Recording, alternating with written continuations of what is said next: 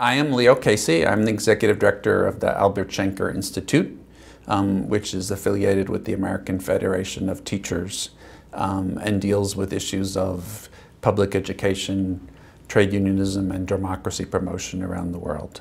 And I am by vocation a teacher. I spent 27 years doing that and was a leader in the teacher union movement. And I am here today because of the connection that the American Federation of Teachers and the Albert Schenker Institute has with the democracy movement in Iran.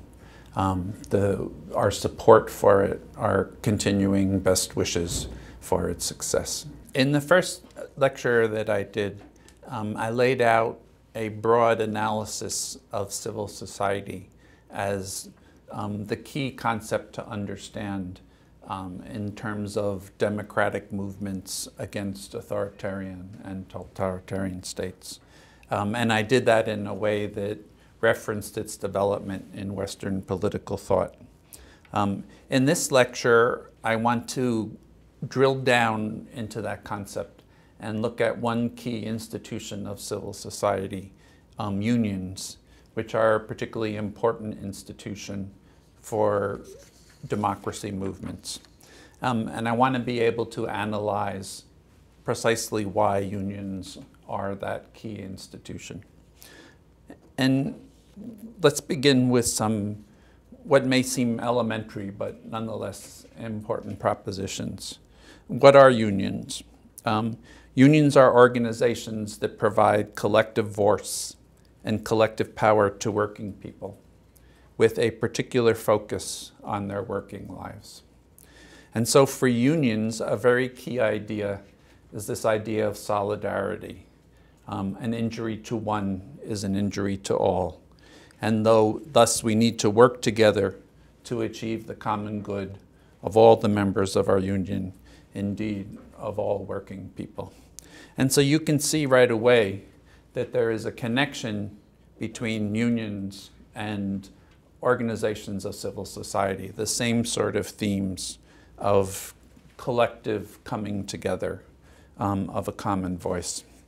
There is a particularly interesting book that I want to refer, which I think is helpful for understanding unions. And this is a book by a man who was originally an economist, but was a remarkably, for economists which tend to be dry, they call it the dismal science for a reason. He was a man of remarkably broad intellectual interests. His name is Albert Hirschman, and he wrote a book called Exit, Voice, and Loyalty. And in Hirschman's theory, which is considered now a classic theory, and in part because of the elegant simplicity of it, he says when we confront a negative situation with some unacceptable conditions, we basically have two choices.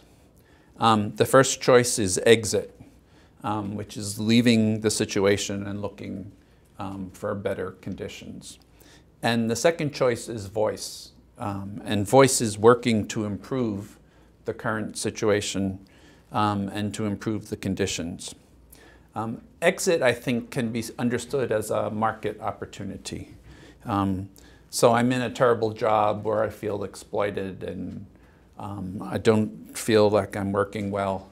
And what do? I quit my job, I tell the boss to shove it, and I go look for another job with better conditions. For Hirschman, that would be the exit choice. And it's the market option. It's the way we work in the market. If we don't like Crest toothpaste, we go and try out Colgate. But what's interesting, particularly interesting in Hirschman's analysis, is the voice option. Because the voice option is if you want the democracy option. And in this option, rather than leaving and looking for some better circumstances, I join with the other people who, with me, face the same situation and these same conditions. And I work together to improve the conditions for all. And so I think that unions can be understood as organizations that give voice to working people. And I mean that not just in the narrow sense that they express what working people want them to express. They give working people a way to talk about their lives in a kind of public sphere. But also that unions are institutions that actually try to work together, organize working people to create better situations where they work. And so while it's certainly true, and we traditionally think of unions as organizations which seek better wages and better working conditions for their members, I want to suggest that, in fact, that is only a partial understanding. And if we stay with that partial understanding, then we're really not going to understand the importance of unions for democracy promotion and the importance of unions in struggles against authoritarianism and totalitarianism. So, when unions give voice to their members in the sense that Hirschman talks about it, they organize them to improve their lives. What does that include? It includes making workplaces more democratic. All right? Workplaces are remarkably undemocratic institutions, certainly in American society and in most places. They are places where the owner or the corporation has virtual complete autocratic control. And so what unions do is introduce elements of democracy. And as a matter of fact, unions in earlier period would often talk about themselves as institutions of economic democracy. Unions also play an important role in improving the products and the services that their members produce. And having been a teacher, a member of a teachers' union, a leader of a teachers' union, a very important role of the teachers' union, particularly in the context of the struggles that education is going through in the United States, is to focus on the quality of education, particularly in a society where educational quality is distributed unequally by class and by race, working to make sure that all Americans had access to a quality education. Unions have an important role to play in developing the work-related knowledge and skills of their members. One can think of this in some of the earliest unions where they had systems of apprenticeship. So in a carpenter's union, a craft which had some real skill to it, you just couldn't become a carpenter. You had to go through an apprenticeship with a master carpenter and learn the different skills of that craft. But it's also true for teachers, and particularly for teachers, a kind of continuing role in developing the knowledge and the craft of teaching. Unions play an important role in enhancing the community in which their members live. They're not just workplace institutions. Because they are concerned with voice for their members, they play an important role in that community aspect of their members' life. And unions build political power for their members and for working people in general. When unions fight for a higher minimum wage, that is something that is of benefit to all working people. Now, there is an interesting analysis that I'm going to reference before I go on to talk a little bit more about the connection between unions and democracy. And it's a book by a Harvard economist, Richard Freeman, and a man, James Medoff, called What Do Unions Do? And they take the conceptual framework of Hirschman's exit, voice, and loyalty, and they actually put it to empirical tests to see how that works out. And what they show is that there's evidence that shows that unions, not only do they establish a wage premium for their members, so they're getting better wages, but they actually raise the wage and the income of all of the people who are in even non-union members who are in that particular field. By improving wages, they actually generate a greater market demand for products in a kind of virtuous cycle of economic growth. American industry once understood this when Henry Ford knew that not only could he mass produce cars, but he had to have somebody to sell them, and so he needed to pay his auto workers sufficiently well so they could not only be producers but consumers of cars. That unions create lower turnover in jobs precisely because they give workers voice and workers don't feel like they have to leave to get better conditions. They build skills in unionized jobs. Because unions create a kind of bottom ground for the industry, they produce more inter-business cooperation. One could say, in fact, that instead of a race to the bottom, where conditions and wages deteriorate, unions create a race to the top. Now, one particularly important feature of all of this is the relationship between unions and democracy. I want to use the title of a book on this subject, which calls unions the schoolhouses of democracy. This is particularly true, what I'm going to say to you, is particularly true in the United States today for immigrant workers who often come to the United States without any of the sort of education that Americans would generally receive in their public schooling. And so unions provide this important institution of civil society that really brings those members and all of its members into the world of democracy. So unions characteristically register their members to vote, make sure their members are registered, because they are concerned about what's happening politically. They engage members in elections. They educate them on the issues and the candidates that are being discussed. They involve their members in actual campaigning, going door to door, calling, where those members have to develop skills of political discourse, how to talk politically. They teach members, in terms of the internal running of the union itself, the skills of running and participating in a democratic meeting. They develop in their members consensus-building skills as members learn how to prepare for collective action.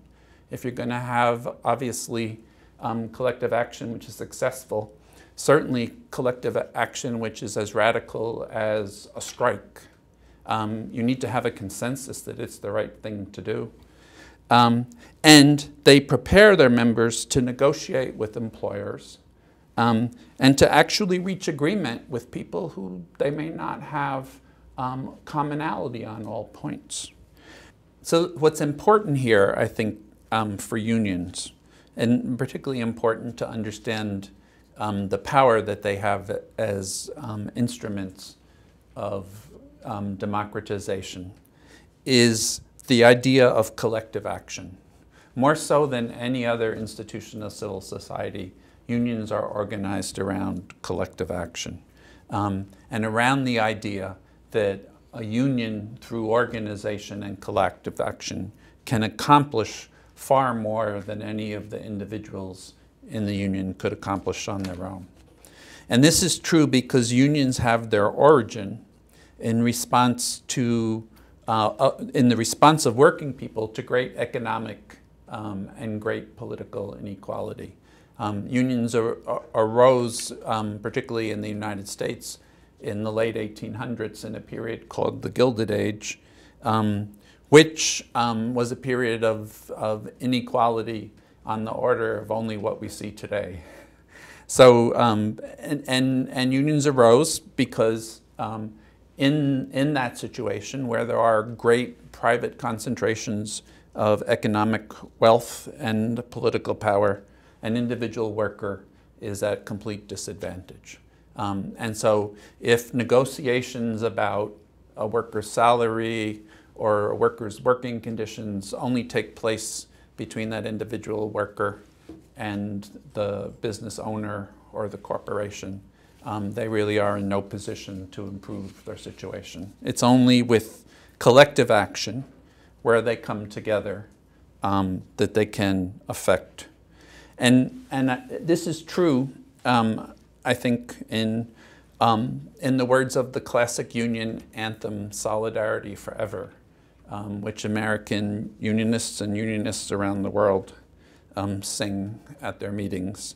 And the first stanza goes, "When the union's inspiration through the workers' blood shall run, there can be no power greater anywhere beneath the sun.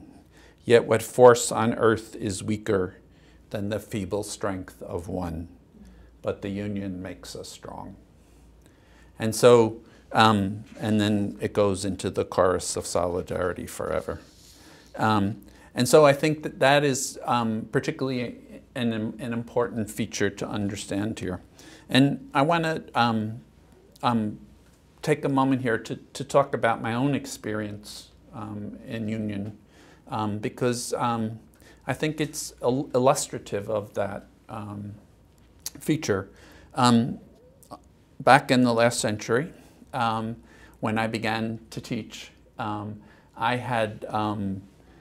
was in the process of finishing a doctoral dissertation in political philosophy, and I needed a way to support myself. So following in the footsteps of both my parents, I thought I would teach high school for some time. And the high school in which I started to teach in New York City, the same time that I started to teach, they decided that they were going to renovate the building around us while we were in it. And it was quite an experience. The first year I taught, there was this one period where every time I began a regular lesson, they would start using jackhammers in the building, and I couldn't hear myself talk, much less my students. And then if I prepared a kind of quiet lesson for them to do in their seats, you could hear the birds chirping across the street in the botanical gardens. And so there was a lot of disruption in the school, but what was particularly a concern for us was the fact that there was a lot of dust and debris everywhere. And we were concerned about what it was. People were having various sorts of respiratory problems. And this went on for close to 2 years, and we were going to start a new school year, and I had a whole set of political organizing skills, and so people in my school asked me to help address the situation. And so what I did before school started, when we saw how bad things were, was I went to an organization that was actually started by unions called White Lung Association, which is for workers who worked with asbestos. And I had them come and look at the school, and they said, you know, this is really bad, and it needs to be tested. And so before school started, we went and got a court order requiring that the school be tested, the air be tested, the dust be tested. And lo and behold, when the testing came back, there was loose asbestos, friable asbestos, all over the school. Asbestos is not only is it a carcinogen if you ingest it, either by breathing or eating, but it's a particularly nasty carcinogen because the type of cancer that you get, it's a cancer of the lining of the lung is basically not treatable. And so, so what we discovered was that the companies that the Board of Education had hired had falsified the reports on the material in the building. And they had been doing things like tearing out asbestos ceilings in the cafeteria while the students and the teachers sat there eating. And it was clear that this is something that never would have happened in a school for upper middle class kids. It happened in this school because this was an inner city school for poor kids, and they thought no one would take notice. And so what I did working through and with the union was address that situation, which turned out to be not only an issue that obviously was of concern for the teachers and the adults in the building, but in fact we ended up being the advocates for the students who had no other advocates. And the whole school had to be closed down for 3 months while they did asbestos cleanup. And there had to be a whole process of how work would continue to make sure it didn't disrupt the school and that everyone was safe. And so I think that's a good illustration. It's a practical one.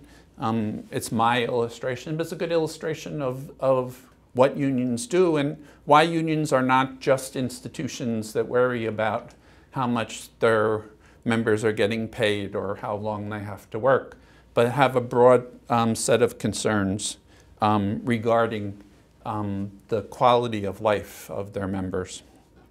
Now, all of that, I think, gives us, I think, a necessary foundation for understanding why unions are particularly important in struggles against authoritarian and totalitarian states. And I think it's important here to recognize, in fact, that since 1989, I mean, we could go back further, but we've been using that time frame. It's a 25-year time frame, and we discussed that in the first lecture. Since 1989, unions have been at the forefront of democratic movements to overthrow authoritarian and totalitarian governments across the globe. Unions were there. Solidarność was in fact the Polish Union was the first communist country where the government was overthrown and a democratically elected government was put in its place. In South Africa, unions were key in the struggle against apartheid. In Chile, in Brazil, unions were key in overthrowing right-wing dictatorships. If you even look at something that's much closer in time to the Arab Spring, you find that unions played a very important role in Morocco, in Tunisia. Unions were an important presence in El Tahrir Square in Cairo. The fact that not all of those situations ended, at least up to now, in the way that we would like to, doesn't change the fact that unions were an important force and that they will continue to be an important force going forward. If we look around the world today, continuing struggles from Ukraine to Bangladesh, from Cambodia to Zimbabwe, unions are in the forefront of democratic movements in each of those countries.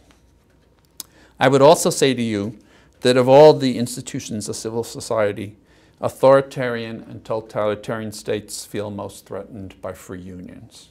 There is no other institution that threatens them as much as this is the case. And when one looks at the brutal repression of the Chinese democracy movement in Tiananmen Square in 1989, what's clear is that what actually makes up the mind of the communist elite that they need to use violent repression is not the student protests, but the fact that independent unions begin to be organized. And they fear those independent unions in a way that they don't fear the students. And that moves them to action. میخوام در مورد وضعیت کشورهایی اگر ممکنه صحبت بکنید که اصلا برای چیزایی خیلی ابتدایی تلاش میکنن، مثل ایران، اصلا داشتن حق این که بتونن یونین داشته باشن، اتحادیه کارگری درست بکنن، برای اینکه این کشورها از طرف دیگه خب خود دولت کارفرما هم هست، این رو سخت‌تر میکنه. میخوام در این خصوص بیشتر صحبت بکنید، ببینید آیا توصیه تو این زمینه دارید؟ چون مثلا وضعیت کشور مثل ایران خیلی یک کمی متفاوت، حالا خیلی اگر نگیم، چون خود دولت کارفرما هست، خودش مانع هست و خودش تشکل‌های موازی هم درست میکنه. So I do know that there is an active trade union movement in Iran, because there have been many times which I've had to advocate for Iranian trade unionists who were either being prepared for execution or for long prison terms.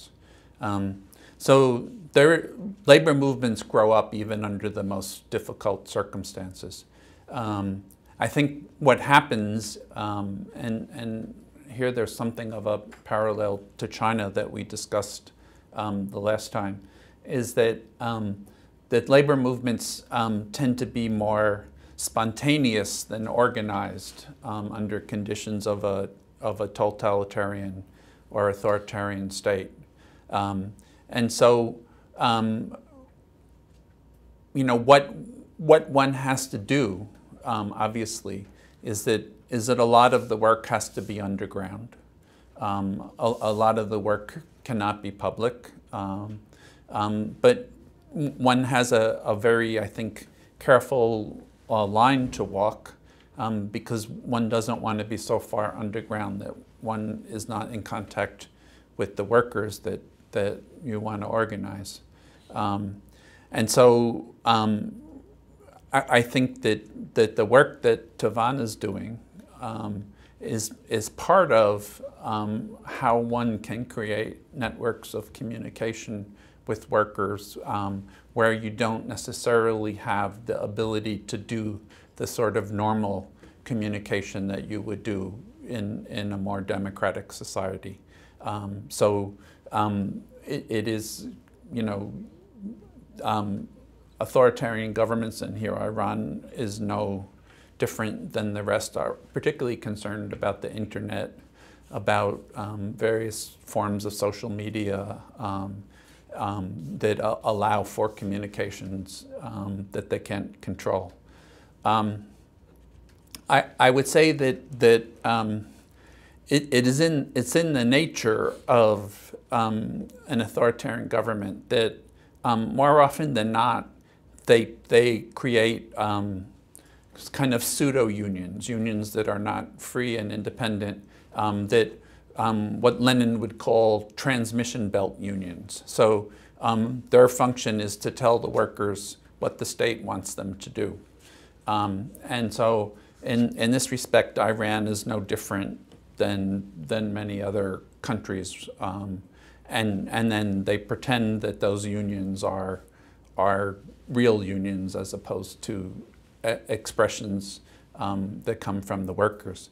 And so for us, what's very important, we won't have a relationship with a union that's not free and independent. If a union is a creature of the state, then for us it's not really a union. And everything I said here about unions being the voice of workers, you can't be the voice of working people and be the voice of the state at the same time. Those are just inconsistent. There are interesting issues that get raised in democratic transformation. Is it possible to take over some of those unions and make them into real unions? It's hard. You know, more often than not, you have to start unions completely from scratch. But there are some instances where at least those existing forums become ways to connect to workers. And so one has to be open to those possibilities. من تقریبا جوابم گرفتم بعد از پرسش قبل، اما میخوام ببینم آیا تفاوتی میشه قائل شد بین رژیم‌های اقتدارگرا و تمامیت‌خواه؟ چون به نظر میاد که ایشون این دو تا واژه رو با هم، یعنی معادل هم تعریف کردن. به نظر میاد که در رژیم‌های تمامیت‌خواه مثل ایران یا مثل چین، همون بحثی که قبلا پیش اومد، سازماندهی به ما و سازماندهی کار دشواری است، یعنی کار غیر شدنی است. در نتیجه به نظر میاد که یه تفاوتی هست بین رژیم‌های نظیر ایران و یا شیلی دوران پینوشه یا ببینم آیا این تأثیری داره؟ آیا این تقسیم بندی رو میشه در مورد اتحادیه ها به صورت عملی ازش استفاده کرد یا خیر؟ I think that's an important question, and you've noticed that I've been saying authoritarian and totalitarian together. What I would suggest to you is that I think there's more of a continuum. I think there's a danger here to create ideal types and say, well, this is not really as bad as this because it's only authoritarian and it's not totalitarian.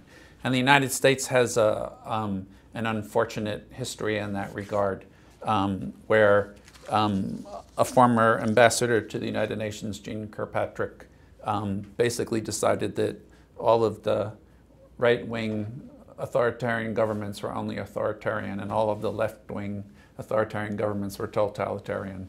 So we only had to be concerned about communism, not about Pinochet in Chile or apartheid South Africa. And so I think, I also think these things are dynamic.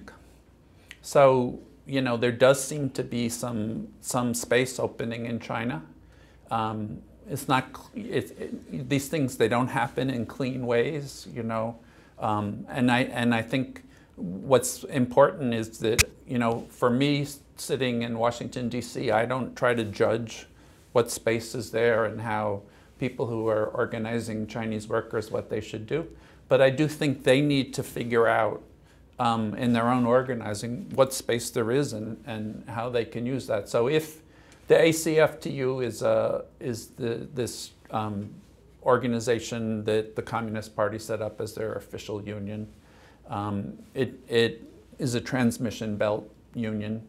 But if there is possibilities of maybe using ACFTU in some local places to help organize workers and people on the spot make those decisions, that's something I would support. What I wouldn't support is for us here as American trade unionists saying, oh, it's okay to somehow have a relationship with ACFTU because it's not as bad as it once was. For us, we have to make a very clear distinction between unions that are free and independent and express the will of working people and those that don't. در صحبت‌های قبلی هم صحبت این می‌کردیم که حتی در توتالیترترین کشورها باز به خاطر سوشال نتورکس، به خاطر تکنولوژی، به خاطر ارتباطی که از طریق اینترنت الان مردم دارن، اون توتالیترینیسم دیگه اون توتالیترینیسم قبلی نیست. از چجوری ترید یونیونیستا، سندیکاها، اتحادیه‌های کارگری از این تکنولوژی دارن استفاده میکنن امروزا؟ So some of it may be that, some of it may be a political dynamic. So, you know, the original model for totalitarianism was Nazi Germany and the Stalinist Soviet Union. And one feature of that, which is very important, that I don't think we should, and in this regard the distinction is central, was the use of genocide and mass murder. And so not every authoritarian government does that, and those are clearly important features. But there's a political philosopher, Michael Walzer, who described the post-Stalinist Soviet Union. He called it failed totalitarianism. So Stalin had attempted to remake society, you know, in his own image, and the project basically failed. And so for the last, you know, 40 years of the existence of the Soviet Union, it didn't have those kind of bloody features of the purges, and the gulags had been closed down. One could look at China again and see there's a difference between the time of Mao, when millions of people were dying, and now, which is still an authoritarian government. Those are important distinctions, that millions of people are not being killed. But it is, the dynamic is not necessarily external. There is a dynamic which is kind of internal to the system itself. And so there's a failed kind of Maoism, just like there was a failed Stalinism. Yeah. I mean, we could say that by its nature, by its aspiration, totalitarianism is necessarily a failed project, because no society can forever be totally controlled. So my question, though, is more directly about how are trade unionists in the present circumstances around the world using technology now? So I would say to you that it's, trade unionists are, many people of my generation, and I've been around for 6 decades, so many people of my generations are not the most felicitous with technology, but I think as a movement, I think trade unions recognize the importance of this technology as a means of communication, both in our own society, that it gives our unions more means to be in communication directly with our members, but also, in the context of the battle for unions against authoritarian regimes around the world. And so, some of the work that we in the Shanker Institute do with Han Dongfeng and the China labor movement in China, specifically around supporting that sort of work, where they use social media to be able to reach inside of China and be in touch with Chinese workers. We've been working on the possibility of some projects in Cuba, where we would put together for teachers in Cuba materials on democratic civic education that we could put on little jump drives, flash drives, and get them all throughout Cuba. So there are, I think, in some ways, the possibilities here are stuff that we're just beginning to figure out. It's a complicated world, because certainly the Chinese government understands the potential of this stuff and engages in all sorts of cyber warfare, to protect their standing and to try to undermine democratic movements. If you do that work, you just assume that the Chinese government is targeting you, and you need to act accordingly. در مورد اهمیت استراتژیک اتحادیه های کارگری یا سندیکاهای کارگری برای پیوستن به اتحادیه و سندیکاهای بین‌المللی هست. میخوام مشخصاً توضیح بدید چه تأثیر مثبتی میتونه داشته باشه در مورد ایمنی کار، ایمنی شغل، امنیت شغلی، در مورد حداقل دستمزدها، در مورد همین بحث داشتن حق داشتن اتحادیه کارگری. میخوام در این خصوص توضیح بده، آیا این اتحادیه فشار اهرمی دارن که به دولت‌ها فشار بیارن که تا مثلا خب انگیزه ایجاد بکنه که اتحادیه به این چیزا بپیوندن؟ Well, I do think that one should press authoritarian regimes wherever there's a possibility. So I'm not necessarily convinced that international union federations a proper forum for that, but the ILO certainly is. And the fact that there are labor standards and the fact that the authoritarian countries, you know, violate them regularly, that's a good place, I think, to press those issues. I would say that I think the connection to unions, and here it's one that one has to be more careful in actually discerning who might be of help, but there are unions that take seriously the notion that solidarity is not something just for their members, not even just something for American working people, but that there is an international solidarity, and that we have a moral obligation as unionists to provide, you know, what support we can to, you know, to develop. With the troubles that the American labor movement has now in the United States, we may need international solidarity ourselves someday, so we should be giving it out while we can. Yes.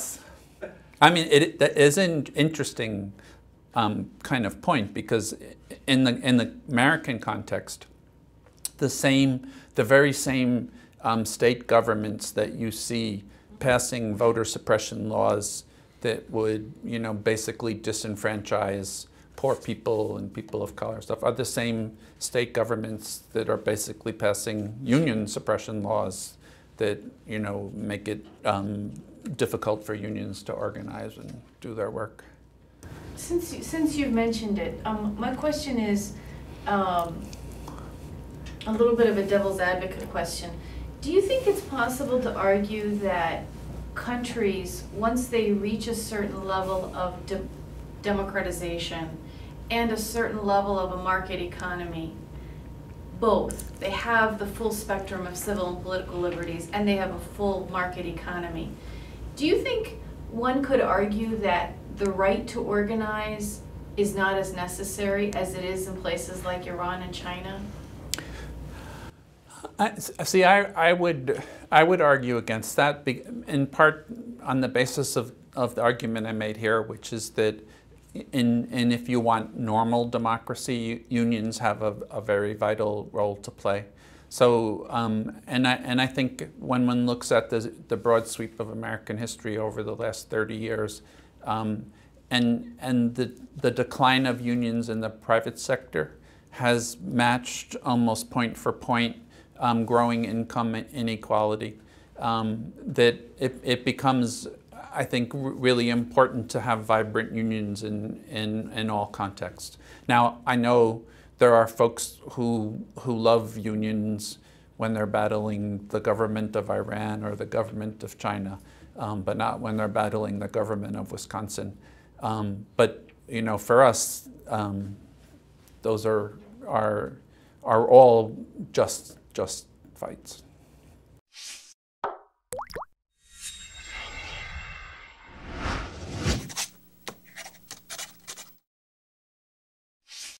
اگر بارها دنبال واژه آموزش گشته اید ولی با درهای بسته روبرو شده اید، اگر دنبال آموزشکده‌ای گشته اید که دور نباشد و استادهای خوبی هم داشته باشد، اگر مشتاق آموختن هستید اما توانایی مالی کافی نداشته اید که بیشتر و بیشتر بخوانید و بدانید، اگر شبها وقت آزاد دارید و روزها نمیتوانید دنبال درس و کلاس بروید، توانا بهترین انتخاب شماست. توانا بود هر که دانا بود. توانا رایگان در اختیار شماست. آموزشکده‌ای در خانه شماست. هر وقت که بخواهید، شب یا روز. با درس‌هایی مانند حق و حقوق زنان، دموکراسی، تفسیرهای نوین و لیبرال از دین، حقوق اقلیت‌ها، حکومت قانون، نهادسازی و نهادهای مدنی، محیط زیست، روزنامه نگاری و امنیت فضای مجازی و موبایل‌های هوشمند. آموزشکده توانا کلاس‌های دلخواه شما را رایگان به منزل شما می‌آورد. در کلاس‌های توانا با نام و جیمیل مستعار ثبت نام کنید. برای ما مهم انگیزه شهروندی و علاقه شما به آموختن است. ما هرگز نام واقعی شما را نمی‌پرسیم. تیم فنی توانا از طریق سایت تواناتک به شما کمک می‌کند تا با خیال راحت و فارغ از دردسرهای امنیت وب در کلاس‌ها شرکت کنید. در توانا بیاموزید، با تواناتک پاسخ سوال‌های فنی خود را بگیرید و از صدها کتاب، ویدئو، آدیو و مدرک دیجیتال در کتابخانه توانا رایگان استفاده کنید. توانا پنجره آشنایی شما با جهان ایده‌های نو و تجربه مردم دیگر کشورها در گذار به دموکراسی. برای دسترسی به توانا و اطلاعات بیشتر به فیسبوک، توییتر، یوتیوب و گوگل پلاس توانا و تواناتک بپیوندید.